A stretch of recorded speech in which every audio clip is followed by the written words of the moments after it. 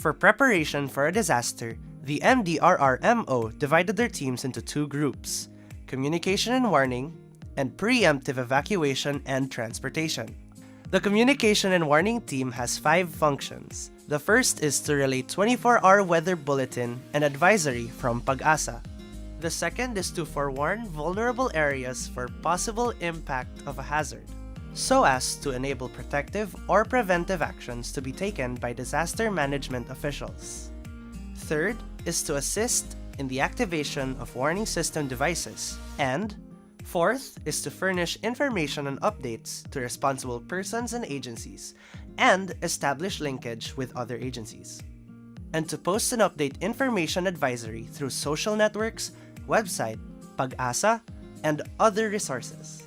Their purpose is to rapidly disseminate information concerning imminent disaster threats to government officials, institutional properties, and the population at large in the areas of immediate risk.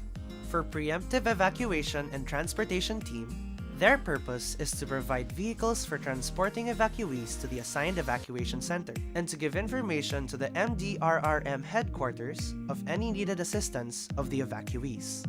They are to transport the evacuees to the designated evacuation center and transport relief goods, to provide assistance in the proper and orderly distribution of supplies and materials. The MDRRMO is responsible for providing vehicles and for checking if the evacuation areas have the needed basic necessities, and report to the barangay what is lacking in their center.